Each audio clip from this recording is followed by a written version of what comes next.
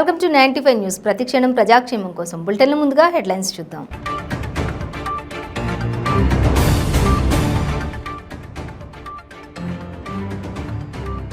జనగామలో మత్స్యశాఖ ఆధ్వర్యంలో చేపల ఫుడ్ ఫెస్ట్ ప్రారంభించిన మంత్రి ఎర్రబెల్లి దయాకర్ రావు.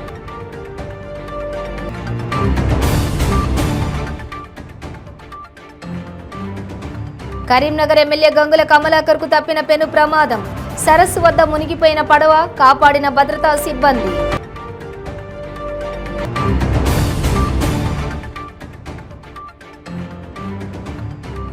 నాంపల్లి ఎగ్జిబిషన్ మైదానంలో కొనసాగుతున్న చేప ప్రసాదం పంపిణీ. పరిసర ప్రాంతాల్లో ట్రాఫిక్ ఆంక్షలు విధించిన పోలీసులు.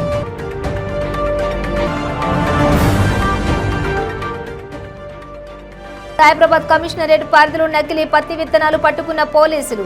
3.35 టన్నుల నకిలీ పత్తి విత్తనాలు స్వాధీనం. 10 మంది అరెస్ట్. డీటెయిల్స్ చూస్తే తెలంగాణ రాష్ట్ర అవతరణ దశాబ్ది వేడుకల్లో భాగంగా చెరువుల పండుగ ఉత్సవాల్లో మృగశిర కార్తె సందర్భంగా రాష్ట్ర వ్యాప్తంగా మత్స్యశాఖ ద్వారా ఫుడ్ ఫెస్టివల్ ఏర్పాటు చేశారు. ఇందులో భాగంగా జనగామ జిల్లా మత్స్యశాఖ ఆధ్వర్యంలో చేపల ఫుడ్ ఫెస్ట్ను స్థానిక ఎంఎన్ఆర్ గార్డెన్స్లో ఘనంగా నిర్వహించారు. ఈ పండుగకు రాష్ట్ర పంచాయతీరాజ్, గ్రామీణాభివృద్ధి, గ్రామీణ మంచినీటి సరఫరా శాఖల మంత్రి ఎర్రబెల్లి దయాకర్ రావు ముఖ్య అతిథిగా హాజరయ్యారు.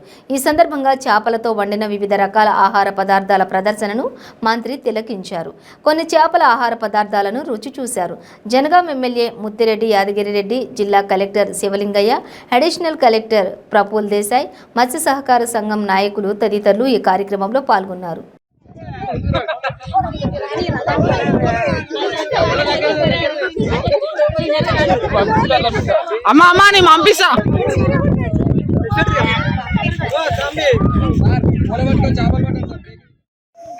వ్యవసాయం చేస్తూ కలెక్టర్ చేసి గట్టిగా సపోర్ట్ కొట్టారు. ప్రఫుల్ దేశాయ్ గారికి, పెద్దలు వెంకటేశ్వర రెడ్డి గారికి, సత్యమ్మ గారికి, రామ్మూజీ గారికి, అందే యాకయ్య గారికి, అదే తిరిగా గ్రామ అధ్యక్షుడు భిక్షపతి గారికి, భాస్కర్ రెడ్డి గారికి, నజీర్ గారికి, ఇంకా గ్రామ ముఖ్యులు చాలా మంది ఉన్నారు. అందరి పేర్లు చెప్పాలంటే ఇబ్బంది, ఏమనుకోవద్దు దయచేసి. అందరికీ ముఖ్య నాయకులు, గ్రామ పార్టీ, యూత్, సోషల్ మీడియా అందరికి కూడా, రంగాపురం గ్రామస్తులు అందరికీ, అధికారులు కూడా వచ్చారు. ఎస్సీ గారు వచ్చారు, డిఈ గారు వచ్చారు, మరి కొడకండ్ల ఎంపీటీసీ గారు వచ్చారు, ఇంకా చాలా మంది సర్పంచ్లు పక్కా ఎంపీటీసీలు కూడా వచ్చారు. నన్ను పెద్ద ఎత్తున స్వాగతం చెప్పిన బతుకమ్మలతోటి, బోనాలతోటి, కోలాటాలతోటి, మా గొర్రెల కాపర్లు కూడా గొంగడేసి మూదురావులు చేపలు పట్టించి అందరు కూడా ఈ కార్యక్రమంలో పాల్గొన్న మీ అందరికి కూడా పేరు పేరున నా ఉదయపడుతున్నాను. ఈరోజు మనం అందరం కూడా ఒకసారి ఆలోచించుకోవాలి. నాకేమొచ్చిందనేది పక్కకు పెట్టండి. నాకేమొచ్చిందనేది తప్పదు కదా. సమాజం బాగుపడుతున్నదా? సమాజం బాగుపడితే మన పిల్లల భవిష్యత్తు బాగుంటుంది. మన ఒక్కరికే కాదు, మనం కోరుకునేది ఏంటి? ఇవాళ దేవుని దగ్గరికి వచ్చినాం, కట్టమైసమ్మ దగ్గరికి వచ్చినాం, ఏమనుకుంటున్నాం?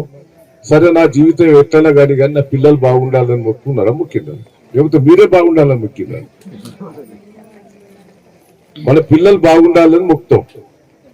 పిల్లలు బాగుండాలంటే సమాజం బాగుండాలి. సమాజం బాగుండాలి అన్నప్పుడు ఆ సమాజం ఎవరు బాగు చేస్తున్నాడని మనం రివ్యూ చేసుకోవాలి. ఇది 600 సంవత్సరాల కింద కట్టిన ఈ చెరువు. 600 సంవత్సరాలు అంటే ఎంత, ఎన్నేళ్ళు చూడు. కాకతీయ రాజులు కట్టిరు. 75 ఏళ్ళు కాంగ్రెస్ పార్టీ వెళ్ళింది. తట్టడి మట్టన ఊషద చెరువు. నీళ్లు లేక ఇబ్బంది పడ్డాం. రాను ఏ పరిస్థితికి వచ్చింది? ఇక చెర్లకు నీళ్లు రావు, వర్షాలు పడవేనని డిసైడ్ అయింది. ఇంతకుముందు అడిషనల్ కలెక్టర్ గారు చెప్పారు, మన బోర్లలో నీళ్లు కూడా పడిపోయినాయి, బావులలో నీళ్లు పడిపోయినాయి. ఇక 20 ఏళ్ళ నుంచి వర్షాలు పడతలేదు అంటే నీటి లెవెల్ కూడా పడిపోయినాయి. తెలంగాణ రాష్ట్రం కాదు, భారతదేశం మొత్తం పడిపోయినాయి. ఇక వర్షాలు పడ్డా దమ్ముకున్నా నీళ్ళ ఊట పెరగది అనేది డిసైడ్ చేసింది. అంటే లోతుగా పోతాను మనకు తెలుస్తుంది కూడా. మొదట్లో నేను చిన్నప్పుడు బోరు మీదనే వేసేది, మీదనే పడేది. చిన్నప్పుడు మా నాయన మా తాత బావి తవ్వుతూ మీదనే పడేది. రాండా ఏమైంది, బోర్లు వేసి వేసి వేసి వేసి వేసి అవస్థ పడ్డది. నేనే వేసిన ఒక నా బావి, నా చిలకర మా నాయన వదిలిపెట్టి. మంత్రి కరీంనగర్ ఎమ్మెల్యే గంగుల కమలాకర్ పడవ ప్రమాదం నుంచి తప్పించుకున్నారు. సకాలంలో అప్రమత్తమైన భద్రతా సిబ్బంది ఆయనని రక్షించారు. తెలంగాణ టర్స్ 10th వేడుకల్లో భాగంగా నదుల పూజా కార్యక్రమంలో పాల్గొన్న మంత్రి సరస్సు వద్ద ఆయన ప్రయాణిస్తున్న పడవ మునిగింది. చెప్పుతో అర్థం చేసుకోరా, అర్థంటే చెప్పు, బ్యాలెన్స్ ఆగే చెప్తున్నాను.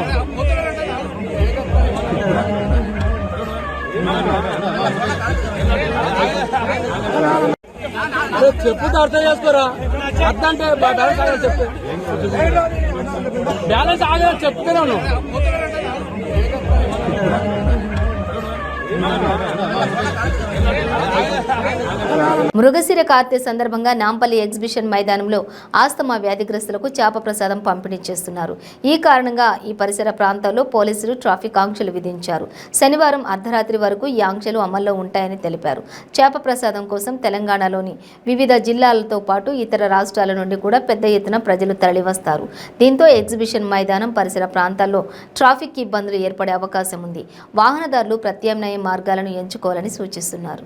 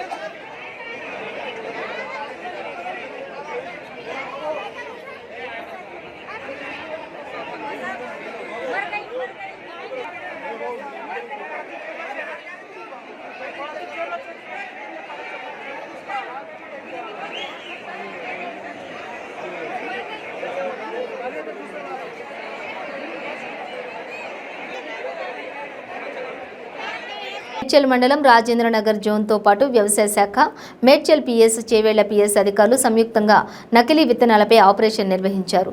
రైతులకు విక్రయించేందుకు నిల్వ చేసిన 3.35 టన్నుల నకిలీ పత్తి విత్తనాలను స్వాధీనం చేసుకుని 10 మంది నిందితులను అరెస్ట్ చేశారు. వీటి విలువ దాదాపు 95 లక్షలు ఉంటుందని తెలిపారు. అందులోని 10 మెంబర్స్ ని అరెస్ట్ చేయడం జరిగింది. In addition to 3,380 kgs of spurious cotton seeds, మనకి 14,350 ఈ పౌచెస్ కూడా, అంటే ఫేక్ పౌచెస్ కూడా మనము రికవర్ చేయడం జరిగింది. ఇందులోని 3 కేసెస్ రిజిస్టర్ చేశాము. ఒకటేమో మేడ్చల్లోని and 2 other cases in Chevella police station. వివరాల్లోకి వెళ్తే మేడ్చల్ జోన్ కి సంబంధించిన కేసు ఏదైతే ఉందో అది అబ్దుల్ రజాక్ అని నిర్మల్ కి చెందిన ఆయన. ఈయన కల్మేష్ పటేల్ అని, ఈయన గుజరాత్ నుంచి ఈ బీటీ కాటన్ సీడ్స్ అన్నది తెప్పించుకుని మన మేడ్చల్ రైల్వే స్టేషన్ దగ్గర ఒక గోడౌన్ లాగా అక్కడ పెట్టుకుని డంప్ చేసి పబ్లిక్ కి, ఎస్పెషలీ రైతులకి డిస్ట్రిబ్యూట్ చేద్దాము అని ఇంటెన్షన్ తోని ఇక్కడ డంప్ చేయడం జరిగింది. ఈ ఫస్ట్ కేసులోనే about 2.53 tons of banned BG3 and HT cotton seeds మనము రికవర్ చేశాము. దెన్ ఈ సెకండ్ కేస్ చూస్తే ఇది రాయల్ నగర్ ఎస్ఓటి చేశారు. ఇందులోనే 800 kgs వరకు మనకి స్పూరియస్ కాటన్ సీడ్స్ రికవర్ కావడం జరిగింది. మరి ఈ కేసులోని మెయిన్ హసన్పర్తి, కరుణాపురం, రాంపూర్ మధ్య గల ఔటర్ రింగ్ రోడ్డుపై రోడ్డు ప్రమాదం జరిగింది. ముందు వెళుతున్న లారీని బైక్ వెనక నుంచి ఢీకొట్టిన ఘటనలో అన్న చెల్లెళ్లు అక్కడికక్కడే మృతి చెందారు. మృతులు హసన్పర్తి మండలం నాగారం గ్రామానికి చెందిన సుమిత్ రెడ్డి, పూజితారెడ్డిలుగా గుర్తించారు. మృతదేహాలను ఎంజీఎం మార్చురీకి తరలించారు ధర్మసాగర్ పోలీసులు.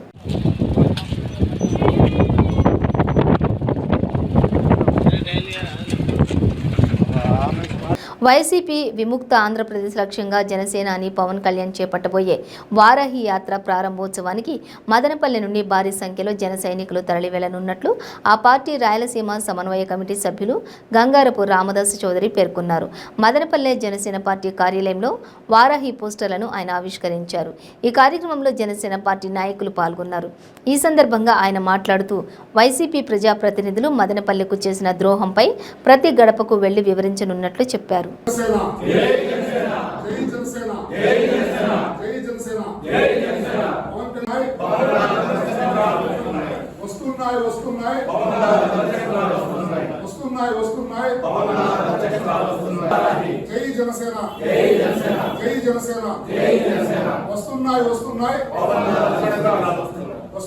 జనసేన, జై జనసేన, జై జనసేన, జై జనసేన. పవన్ కళ్యాణ్ గారి నాయకత్వం వర్ధిల్లాలి, పవన్ కళ్యాణ్ గారి నాయకత్వం వర్ధిల్లాలి. నమస్కారం. ఈ నెల 13వ తేదీ జనసేన పార్టీ రాష్ట్ర కార్యాలయం మంగళగిరిలో సమస్త దేవతలకి యాగము హోమాన్ని నిర్వహించిన తర్వాత 14వ తేదీ ఉభయ గోదావరి జిల్లాలోని సత్యదేవుని సమక్షంలో ఆయన ఆశీస్సులు తీసుకుని ఈ వైసీపీ విముక్త ఆంధ్రప్రదేశ్ అనే నినాదంతో జనసేన అధినేత పవన్ కళ్యాణ్ గారు వరాహి మీద రాష్ట్రం మొత్తం మీద 175 నియోజకవర్గాలని కలిగి తిరుగుతూ ఈ ప్రభుత్వాన్ని సాగనంపే ఉద్యోగ సంఘాల నేతలతో సీఎం జగన్ మాట్లాడారు. సీఎం మాట్లాడుతూ ఉద్యోగులకు ఎంత వీలైతే అంత మంచి చేయడానికి ఈ ప్రభుత్వం ఎప్పుడు సిద్ధమే అని అన్నారు. జీపీఎస్ కోసం 2 ఏళ్లుగా కసరత్తు చేశామన్నారు. ఉద్యోగులు ప్రభుత్వంలో భాగస్వాములు, వారు బాగుంటేనే ప్రజలు బాగుంటారని అన్నారు. సొల్యూషన్ రావాలి. అట్ ది సేమ్ టైం భావితరాలకు కూడా దాని మనం తీసుకున్న నిర్ణయం వల్ల మనం గిల్టీగా నిలబడే పరిస్థితి ఉండకూడదు. అట్ ది సేమ్ టైం ఎంప్లాయీస్గా ఉన్న వాళ్ళకు కూడా ఈరోజు రిటైర్ అయిపోయిన జీవన ప్రమాణాలు ఏదైతే ఉంటాయో ఆ జీవన ప్రమాణాలు మెయింటైన్ అయ్యే పరిస్థితి కూడా ఉండాలి. మనం న్యాయంగా, ధర్మంగా అట్లీస్ట్ ఎంప్లాయీస్కు మంచి జరగాలని ప్రతి అడుగులో కూడా కనిపించే విధంగానే చేస్తాం. బికాజ్ పెద్ద సాటిస్ఫాక్షన్ దట్ షుడ్ అది బాగా తీసుకొని కూడా పోవాలి. ఎందుకంటే చాలామంది ఏం చేస్తారంటే అసలు ఎఫర్టే బెటరు, అవసరమే ఉంది, దీనిలో ఇంత ఆలోచన చేయాల్సిన పని ఉంది అని చెప్పి అసలు ఎఫర్టే పెట్టుకోకపోతే సొల్యూషనే రాదు. అట్లీస్ట్ ఫస్ట్ టైం ఒక సొల్యూషన్ ఓరియంటెడ్గా డ్రైవ్ చేసి తీసుకొని పోయే కార్యక్రమం జరిగింది. అదైతేనేమి కాంట్రాక్ట్ ఎంప్లాయీస్ అయితేనేమి మ్యాక్సిమం నెంబర్ మేలు జరగాలని చెప్పి మన అక్కడ ప్రయత్నం జరిగింది. వైద్య విధాన పరిషత్ కూడా టయానికి గవర్నమెంట్ ఎంప్లాయీస్కి వచ్చినట్టుగా 010లో వీళ్ళ జీతాలు రావు, వ్యత్యాసాలు ఉన్నాయి. పోస్ట్ రిటైర్మెంట్ బెనిఫిట్స్ కూడా వాళ్ళకు వీళ్ళకు రాని పరిస్థితి ఉంది. సో ఇది సొల్యూషన్ కూడా దీనికి చూపాలని, ఆ 15,000 మందికి కూడా మంచి జరగాలని చెప్పి మనస్ఫూర్తిగా దాన్ని కూడా ధ్యాస పెట్టి దాన్ని కూడా విలీనం చేయాలనే ఆలోచన సొల్యూషన్ ఓరియంటెడ్గా చేసినాం. ఇవన్నీ కూడా ధ్యాస పెట్టి మనస్ఫూర్తిగా మంచి జరగాలని మీ అందరికీ అనే ఉద్దేశంతోనే చేసినాం. ఇంకా ఫ్యూచర్లో కూడా ముఖ్యమంత్రి వైఎస్ జగన్మోహన్ రెడ్డితో ఏపీ ఎన్జీఓ నేతలు భేటీ అయ్యారు. బండి శ్రీనివాస్, శివారెడ్డి తదితర ఉద్యోగ సంఘాల నేతలు సీఎంను కలిశారు. అనంతరం ఏపీ ఎన్జీఓ అధ్యక్షులు బండి శ్రీనివాస్ మాట్లాడుతూ కేబినెట్లో 12వ పీఆర్సీ ప్రకటించినందుకు సీఎం జగన్కు కృతజ్ఞతలు తెలిపామన్నారు. ఉద్యోగులకు రావాల్సిన రాయితీలు ఇచ్చే విషయంలో సమస్యలను పరిష్కరిస్తామని సీఎం చెప్పారని అన్నారు. కాంట్రాక్ట్ ఉద్యోగుల సర్వీసులను క్రమబద్ధీకరించడంలో కృషి చేసిన మంత్రివర్గ సభ్యులు సిఎస్ జవహర్ రెడ్డికి ధన్యవాదాలు తెలిపారు. కాంట్రాక్ట్ కాంట్రాక్ట్ ఉద్యోగులు 25 ఏళ్లుగా పనిచేసినా చనిపోతే మట్టి ఖర్చులు ఇవ్వలేని పరిస్థితిలో గతంలో ఉందన్నారు. కాంట్రాక్ట్ ఉద్యోగులను క్రమబద్ధీకరించినందుకు సీఎంకు ధన్యవాదాలు తెలియజేశారు. ఏపీ వైద్య విధాన పరిషత్ లాంటి సంస్థ సహా మెడికల్ డిపార్ట్మెంట్లో పనిచేసే ఉద్యోగులకు 010 ద్వారా ఇచ్చేలా సీఎం చర్యలు తీసుకున్నారన్నారు. ప్రభుత్వ ఉద్యోగుల బకాయిలను 36 విడతల్లో ఇచ్చేలా చర్యలు తీసుకున్నారన్నారు. అన్ని జిల్లాల్లో ఒకే హెచ్ఆర్ఏ ఇచ్చినందుకు సీఎంకు ధన్యవాదాలు తెలిపారు. నా పేరు కొలగులు రత్నాకర్ బాబు. నేను AP state pharmacist lab technician association contract employees association రాష్ట్ర అధ్యక్షుడిగా పనిచేస్తూ ఉన్నాను. మేము 2001, 2002 నుండి దశల వారీగా రెగ్యులర్ శాంక్షన్ పోస్టుల్లో అప్పుడున్న తెలుగుదేశం ప్రభుత్వం కాంట్రాక్ట్ పత్తిన రెగ్యులర్ ఉద్యోగాలని కాంట్రాక్ట్ పద్ధతుల్లో భర్తీ చేసింది. అయితే ఆ రోజు నుండి మేము పోరాటం చేస్తూ ఉన్నాం కాంట్రాక్ట్ ఉద్యోగులను రెగ్యులర్ చేయాలని. మరి ఆ యొక్క ఏపీఎన్జిఓ నాయకత్వం లీడ్ తీసుకొని ఆ రోజు ముందుకు వెళ్ళినప్పుడు 2007, 2009లో గవర్నమెంట్ మరి దివంగత ముఖ్యమంత్రి రాజశేఖర రెడ్డి గారు రెగ్యులర్ చేశారు. కానీ ఆ రోజు నుంచి ఈ రోజు వరకు యాక్ట్ ఆఫ్ 1994 తర్వాత 30 ఏళ్ల చరిత్రలో ఉన్నవాళ్ళు ఉన్నట్టుగా అర్హత సర్వీసును పరిగణనకు తీసుకొని యథావిధిగా రెగ్యులర్ చేసింది ఒక జగన్మోహన్ రెడ్డి గారి ప్రభుత్వమే. మరి ఎంతోమందిని చనిపోయారు కరోనాలో సర్వీసులు అందించి. మరి వాళ్ళకి ఎటువంటి మట్టి ఖర్చులు కూడా రాని పరిస్థితి, పిల్లలకి ఫీజు రియంబర్స్మెంట్ రాదు. ఇలాంటి ఇబ్బందుల్లో ఉన్న మమ్మల్ని జగన్మోహన్ రెడ్డి గారు పెద్ద మనసు ఉంచి, అవును మేము 2001లో మాజీ ముఖ్యమంత్రి చంద్రబాబు నాయుడు ప్రభుత్వంలో అపాయింట్మెంట్ అయ్యాం. ఆ రోజు రెగ్యులర్ ఉద్యోగాలను కాంట్రాక్ట్లో ఇచ్చారు. మరి 14 ఏళ్ళు ఈ రాష్ట్రానికి ముఖ్యమంత్రిగా పనిచేసిన ఆయన పదే చెప్తా ఉంటారు. మరి 14 ఏళ్ళలో ఆయన కాంట్రాక్ట్ ఉద్యోగం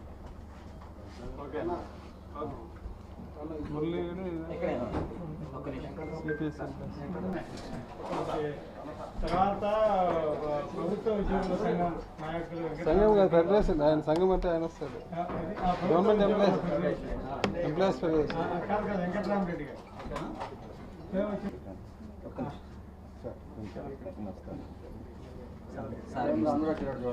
ఓకేనా?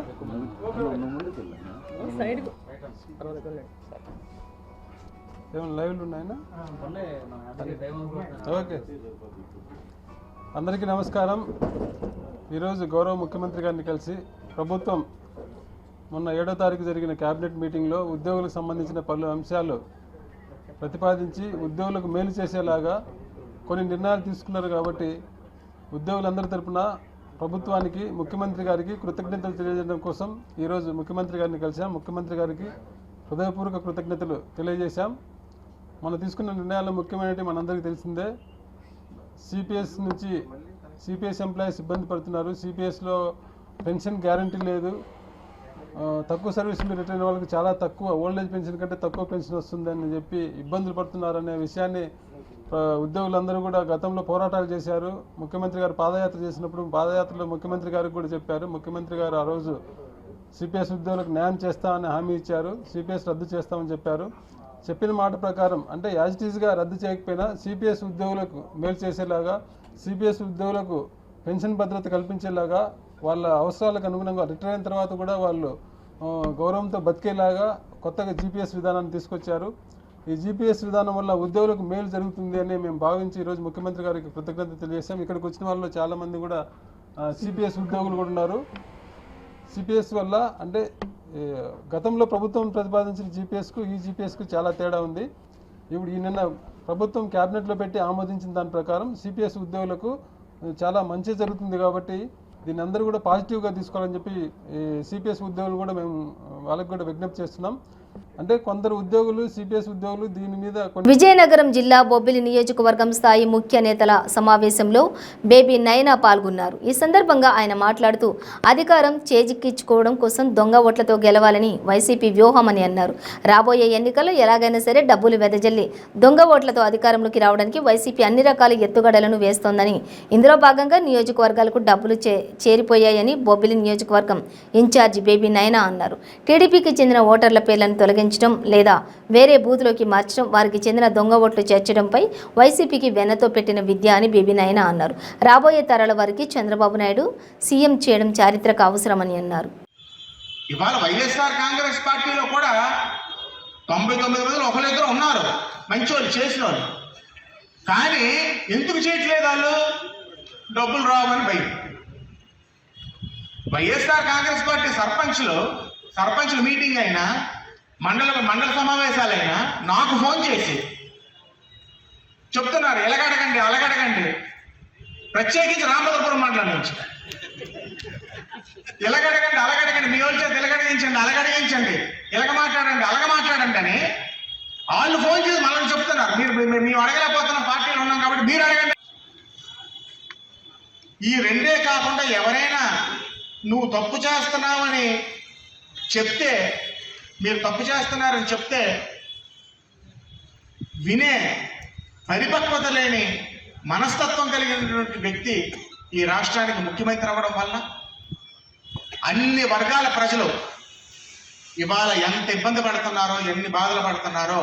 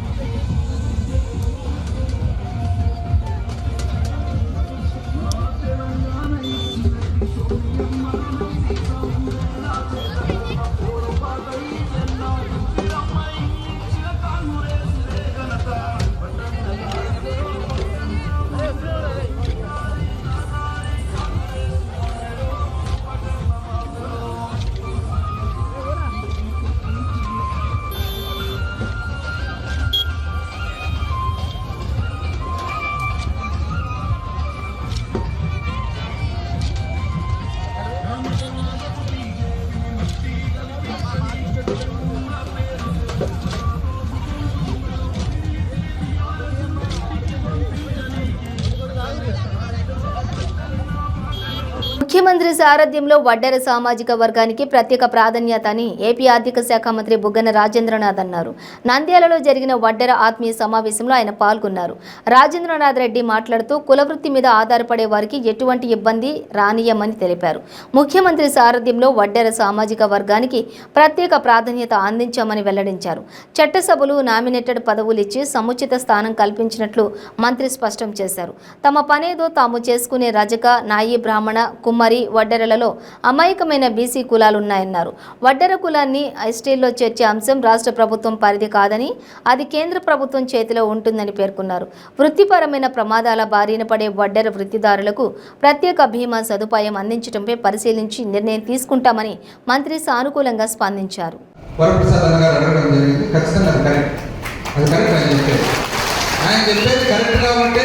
మేము ఇక్కడ కర్నూలు జిల్లాలో ఇంతవరకు దాన్ని మొదలుపెట్టలేదు. ఇక్కడ పాత సిస్టమే జరుగుతుంది. నేను ఆల్రెడీ అది రిప్రజెంట్ చేయడం జరిగింది. త్వరలోనే ఆ కలెక్షన్ అది జరగకుండా పాత సిస్టమ్ లేకపోయి ఎటువంటి పరిస్థితుల్లో కూడా వడ్డర్లు ఎవరైతే ఉన్నారో వాళ్ళ చేతి కష్టంతో ఏదైతే పని చేసుకుంటున్నారో, వాళ్ళు ఏదైతే రాయి కొట్టుకుంటున్నారో, వాళ్ళు ఏదైతే గ్రావెల్ చదువుతున్నారో, వాళ్ళైతే హ్యాండ్ బ్రోకర్ మెటల్ చేసుకుంటున్నారో, ఏ ఒక్కరు కూడా వాళ్ళకు ఎటువంటి ఇబ్బంది కలగనేకుండా చేసే బాధ్యత మనదని చెప్పి మీ అందరూ అదేవిధంగా ఇన్సూరెన్స్ కూడా చాలా కరెక్ట్. ప్రతి ఒక్క వృత్తిలో మనకు బీమా ఉంది.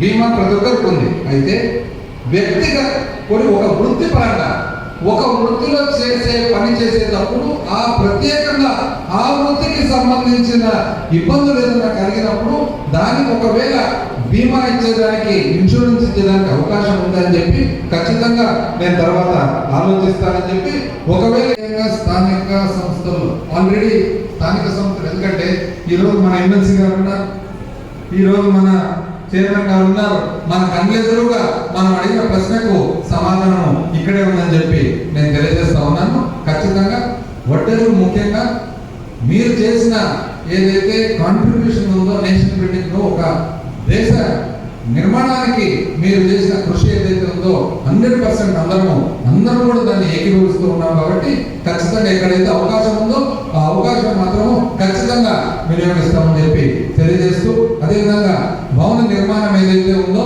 ఆల్రెడీ శాంక్షన్ ఇవ్వడం జరిగింది. శ్రీరాములు గారు చెప్పినట్టుగా నాగరాజు మరి ఇతర సభ్యులందరూ వచ్చి, నాయన మేము చూస్తే ప్రతి ఒక్కరికి ఇంట్లో కడుతున్నాము, మరి మాకు అసలు మీటింగ్ పెట్టుకునే దానికి స్థలం లేదు కదా అంటే ఖచ్చితంగా అని చెప్పి మీకు శాంక్షన్ ఇవ్వడం జరిగింది. అది ఇంకా అందంగా, ఇంకా సుందరంగా, ఇంకా కూడా మీకు ఉపయోగపడేదానికి అదనంగా ఏదైతే ఖర్చు అయితే కూడా ఇచ్చడానికి తయారుగా ఉన్నామని మరి బ్రిటిష్ వారితో పోరాడిన స్వాతంత్ర సమరయోధులు ఎవరైతే ఉన్నారో విగ్రహం నిర్మించడానికి కానీ, మన విగ్రహం ఏర్పాటు చేసేదానికి కానీ నాగరాజు ఆల్రెడీ అడగడం జరిగింది, ఇతర సభ్యులు కూడా అడగడం జరిగింది. ఒక కరెక్ట్ ప్రదేశం చూసి, అందరికీ ఆమోదయోగమైన ప్రదేశం చూసి, అనుకూలమైన ప్రదేశం చూసి ఏర్పాటు చేయిస్తామని చెప్పి తెలియజేస్తూ, మరొకసారి కూడా ఈ రోజు ఈ సభకు వచ్చిన సోదరులు, పెద్దలు అందరికీ కూడా పేరు పేరున నా హృదయపూర్వక కృతజ్ఞతలు తెలియజేస్తూ, మీ అందరికి కూడా ఒకటే కోరుతూ ఉన్నాను. అన్న యేసురత్నం అన్న చెప్పినట్టుగా ఏ ఒక్కరు కూడా రాజకీయ పార్టీలు మన దగ్గరకు వచ్చినప్పుడు మనం ఫస్ట్ నాగరాజు గారు అడగడం జరిగింది, మన స్థలాలు లేని వడ్డలు. వాస్తవానికి నిజం చెప్పాలంటే మన ప్రభుత్వం వచ్చిన తర్వాత మన గౌరవ ముఖ్యమంత్రి గారి ఆలోచన కానీ, అభిప్రాయం కానీ, మరి అమలు కానీ ప్రతి ఒక్కరికి కూడా సాచురేషన్ మోడ్ లో మనకు బెనిఫిట్ అందాలి. ఎవరైతే ఎలిజిబిలిటీ ఉందో, ఎవరికైతే అర్హత ఉందో, అర్హత ఉన్న ప్రతి ఒక్కరికి కూడా బెనిఫిట్ అందాలని చెప్పేసి, ఎవరైనా కానీ మన ఒడ్డుల సోదరులు, కులస్తులు ఎవరైనా కానీ ఒకవేళ ప్లాట్ కాని వాళ్ళు ఉంటే, ఎలిజిబిలిటీ ఉంటే ఖచ్చితంగా మన నోటీస్ తీసుకురండి, తక్షణమే దాన్ని ఏర్పాటు చేస్తామని చెప్పి తెలియజేస్తాము. బులెటిన్ ముగించే ముందు హెడ్లైన్స్ మరోసారి.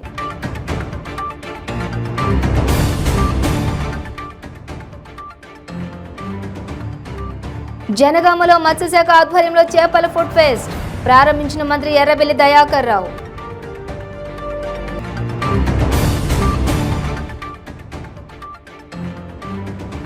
కరీంనగర్ ఎమ్మెల్యే గంగుల కమలాకర్ కు తప్పిన పెను ప్రమాదం. సరస్సు వద్ద మునిగిపోయిన పడవ కాపాడిన భద్రతా సిబ్బంది.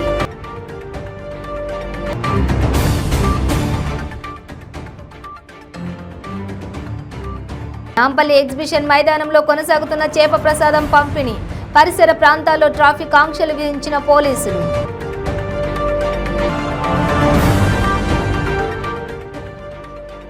సైబరాబాద్ కమిషనరేట్ పరిధిలో నకిలీ పత్తి విత్తనాలు పట్టుకున్న పోలీసులు. 3.35 టన్నుల నకిలీ పత్తి విత్తనాలు స్వాధీనం. 10 మంది అరెస్ట్. ఇవి బులెటిన్ డీటెయిల్స్. చూస్తూనే ఉండండి 95 న్యూస్.